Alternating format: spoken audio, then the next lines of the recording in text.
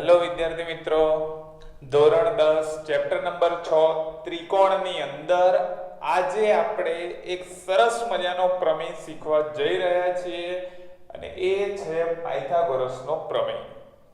પાયથાગોરસનો પ્રમેય વિદ્યાર્થી મિત્રો તમે ગણિત ભણો છો એટલે એ ધોરણની અંદર જે તે ધોરણમાં ભણતા હોય એ ધોરણની અંદર પાયથાગોરસનો પ્રમેય ક્યાંક ને ક્યાંક વપરાતો હશે. એટલે કે 9મું ધોરણ, 10મું ધોરણ, 11મું ધોરણ, 12મું ધોરણ અને તમે ક્યાંક ને ક્યાંક આ પાયથાગોરસ દાદા કે પાયથાગોરસ કાકાને ક્યાંક ને ક્યાંક તમે જોયા હશે. હવે આ પ્રમેય મેઇન તો કાટકોણ ત્રિકોણ માટે હોય છે કે જ્યાં પણ કાટકોણ ત્રિકોણ આવે અને જ્યાં તેની બાજુઓની વાત આવતી હોય બરાબર, ત્યારે આપણે પાયથાગોરસનો પ્રમેયનો ઉપયોગ કરીને સરળતાથી શોધી શકીએ છીએ. હવે આ પાયથાગોરસના પ્રમેયનું વિધાન શું છે ધ્યાનથી સમજીએ. સૌથી પહેલા પ્રમેય શું કહે છે? તો પ્રમેય એવું કહે છે કે જો તમારી જોડે કોઈ કાટકોણ ત્રિકોણ હોય, એટલે અહીંયા આગળ મેં લીધો કાટકોણ ત્રિકોણ ABC. તો જો કોઈ તમારી પાસે કાટકોણ ત્રિકોણ ABC હોય અને એની અંદર એક ખૂણો કાટખૂણો છે, એટલે માની લો કે આ B ખૂણો કાટખૂણો છે, તો કાટખૂણાની સામેની બાજુ એટલે થઈ તમારી કર્ણ અને આ કાટખૂણો બનાવતી બે બાજુ. કાટકોણ ત્રિકોણ છે એટલે કાટખૂણો હશે અને કાટખૂણો બનાવતી કાટખૂણાની એક્ઝેક્ટ સામેની બાજુ છે એ કર્ણ હશે. તો એ કર્ણને છોડો એટલે જે બે બાજુ વધે એ કાટખૂણો બનાવતી બાજુ થઈ. તો પ્રમેય એવું કહે છે કે જે પણ તમારો કર્ણ છે એનો વર્ગ, એટલે કર્ણ છે તમારી જોડે AC, તો AC નો વર્ગ બરાબર બાકીની બે બાજુના વર્ગોનો સરવાળો, એટલે AB નો વર્ગ વત્તા BC નો વર્ગ થવો જોઈએ. અને આ જ સૂત્રનો ઉપયોગ કરીને, આ જ પ્રમેયનો ઉપયોગ કરીને આપણે કાટકોણ ત્રિકોણની અંદર ભરપૂર ઉપયોગ કર્યો છે આ પાયથાગોરસનો, કે જેનાથી બીજા પરિણામ તમે બાજુ એ બધું શોધી શકો.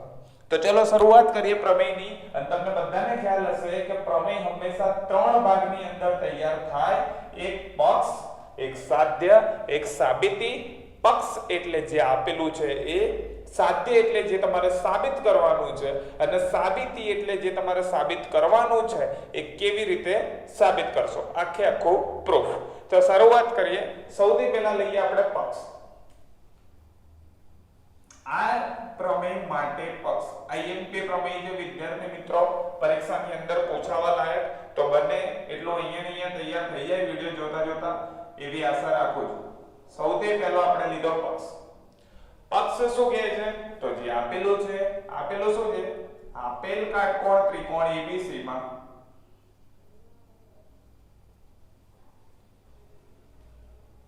કોઈ પણ ખૂણો લઈ લો, ખૂણો B કાટખૂણો જે માની લો આ આપેલું છે આપણને, એટલે ખૂણો B કાટખૂણો હોય એવો મેં એક ત્રિકોણ લીધો છે, ત્રિકોણ ABC. ચલો એની પછી બીજો મુદ્દો આવશે સાધ્ય. શું આવે? સાધ્ય. સાધ્ય એટલે જે સાબિત કરવાનું છે. બોલો આની અંદર શું સાબિત કરવાનું છે? હમણાં આપણે ચર્ચા કરી. શું સાબિત કરવાનું છે? B કાટખૂણો હોય એટલે એની સામેનું કર્ણ બરાબર AB નો વર્ગ વત્તા BC નો વર્ગ. આ જે છે એ આપણે સાબિત કરવાનું છે અને આ જે છે એ આપણને આપેલું છે. ચલો હવે તો સાબિતી માટે જઈએ. તો સાબિતીમાં જતા પહેલા તમને આકૃતિ ખબર હોવી જોઈએ. તો માની લો કે મેં ત્રિકોણ દોર્યો, ત્રિકોણ BAC એટલે ABC. હવે ધ્યાન આપજો, આની અંદર મેં કયો ખૂણો લીધો? ખૂણો B કાટખૂણો. આ ખૂણો 90 એટલે કર્ણ થઈ ગયો AC. AC શું થઈ ગયો? કર્ણ. અને ખૂણો B કયો છે? કાટખૂણો એટલે 90. ચલો હવે ધ્યાન. આના માટે સૌથી પહેલા તમારે રચના કરવી પડશે. તો માની લો કે અહીંયા B માંથી હું સામેની બાજુ AC ઉપર એક લંબ દોરું છું. કયો? B. એટલે સૌથી પહેલા મેં એક રચના કરી. રચનામાં શું કર્યું? ખૂણા B માંથી AC ને લંબ તેવો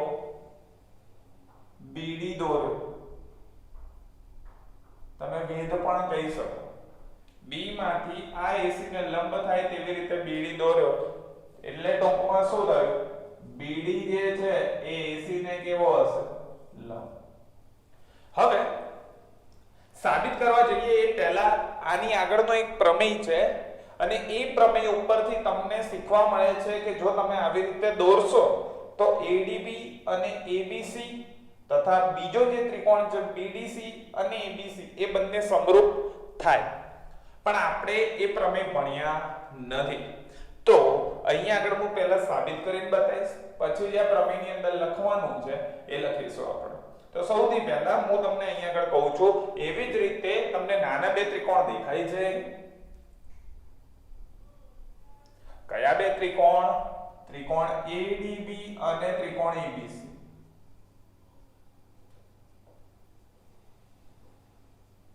ચલો દેખાયા ADB અને ABC આ બે ત્રિકોણ. એક આ નાનો ત્રિકોણ અને એક આખો ત્રિકોણ.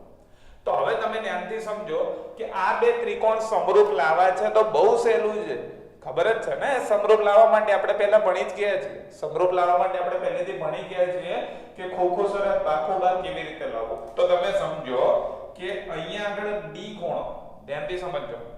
અહીંયા D ખૂણો 90 નો છે. કયામાં? ADB માં. ADB નાનો ત્રિકોણ લો તો એમાં D 90 નો છે. તો મોટો ત્રિકોણ સામે છે ABC એમાં પણ B 90 નો છે. તો એનો મતલબ શું થયો કે ખૂણો B અને D સરખા થાય. સમજો ને અંતે એક આ ખૂણો 90 નો આ નાના ત્રિકોણમાં આ 90 તો આ પણ 90 અને મોટા ત્રિકોણની અંદર ખૂણો B કા ખૂણો બરાબર છે. ચલો હવે બીજું શું સરખું છે તો આની અંદર AB આવે છે આની અંદર AB આવે અને આની અંદર પણ AB આવે એટલે સામાન્ય બાજુ રહી ગઈ. જો આ AB આમાં પણ છે અને એક આ નાના ત્રિકોણની અંદર પણ છે. ખ્યાલ આવે છે? આ કાટખૂણો એટલે એક આ થઈ ગયો ખૂણો અને એક આ થઈ ગઈ બાજુ. બરાબર. હવે તમે ધ્યાનથી જુઓ તો આ જે A ખૂણો છે આ જે A ખૂણો એ નાના ત્રિકોણમાં પણ છે અને મોટા ત્રિકોણમાં પણ છે. તો જો કે બાજુ ના લખી હોત તો પણ ચાલે. ખૂણો એ બંનેમાં સરખો છે એટલે ખોખો પ્રમેય ઉપરથી આપણે શું કહી શકાય કે ત્રિકોણ ADB સમરૂપ ત્રિકોણ ABC ખોખો પ્રમેય મુજબ. હવે ધ્યાન આપજો કે ખોખો પ્રમેય તમને અહીંયા આગળ ચોપડીની અંદર એવું આપ્યું હશે કે આની આગળના પ્રમેયના આધારે તમે આવું લખી શકો પણ ક્યાંથી આવ્યું એ ખબર પડી? ક્યાંથી આવ્યું એ ખબર પડે છે કે જો આ નાનો ત્રિકોણ છે તો એમાં 90 નો ખૂણો છે અને મોટો ત્રિકોણ છે એમાં તો આ 90 નો ખૂણો એક ખૂણો સરખો આ નાના ત્રિકોણમાં ખૂણો એ અને મોટા ત્રિકોણમાં પણ ખૂણો એ બંનેમાં ખૂણો એટલે એ પણ સરખો એટલે એક ખૂણો તો સરખો થઈ ગયો એટલે બીજો પણ સરખો એટલે ખોખો પ્રમેય મુજબ સમરૂપતામાં આપણે એવું શીખીએ છીએ કે જો બે ખૂણા સરખા તો બે ત્રિકોણ સમરૂપ. હવે આનો ફાયદો શું સમજો. અહીંયા આગળ હું AD/AB લખું આ AD અને પહેલું છેલ્લું AB. સમરૂપતાની વ્યાખ્યા યાદ હશે કે અહીંયા જે તમે આ AD લીધું અને AB લીધું તો સામે પણ એવી જ રીતે પ્રોપોર્શનાલિટીમાં થાય. તો અહીંયા આગળ શું થશે AB upon AC. ખબર પડે છે? આવા ટીકડા કરવાના નહીં પરીક્ષામાં તો ખાલી સમજાવું. તો આના ઉપરથી AB ને સામે લઈ જાવ તો AB² = AC * AB. પરિણામ નંબર 1. ધ્યાન દેજો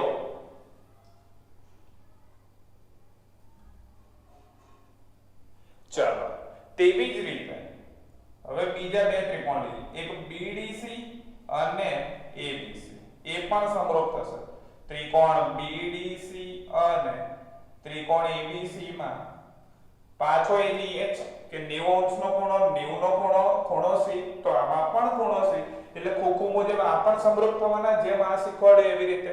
તો આના ઉપરથી શું થશે જેમ આમાં લખ્યું એવી જ રીતે CD/BC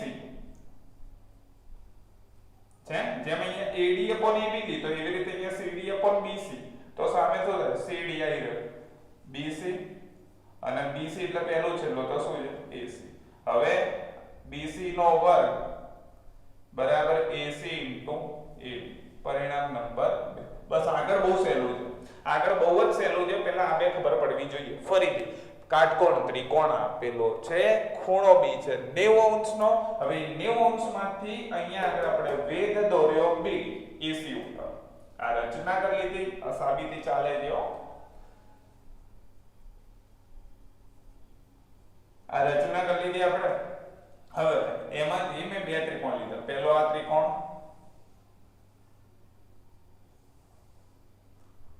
અને મોટો ત્રિકોણ. તો આમાં 90 અંશ, મોટામાં 90, આમાં ખૂણો એ, મોટામાં ખૂણો, એટલે ખોખો પ્રમેય મુજબ સમરૂપ.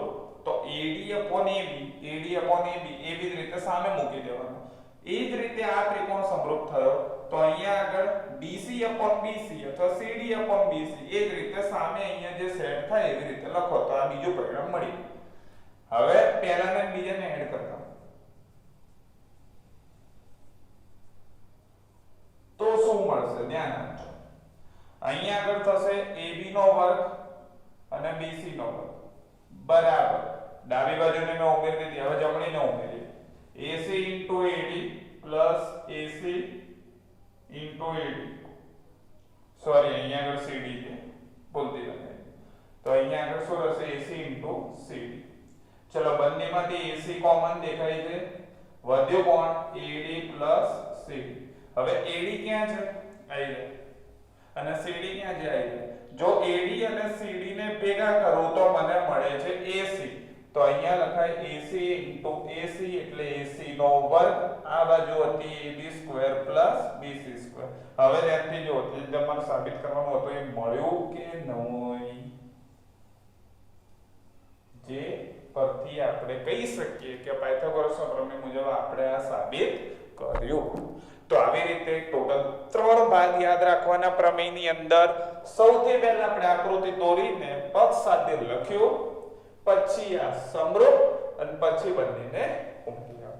તો વિડિયો પોઝ કરીને વ્યવસ્થિત રીતે નોટ ડાઉન કરી લો. ધોરણ 10 બોર્ડની પરીક્ષા માટે એક IMP કહી શકાય એવો પ્રમેય ચેપ્ટર નંબર 6 નો પાયથાગોરસ પ્રમેય. તો આ વ્યવસ્થિત સમજીને તૈયાર કરી જ લેજો.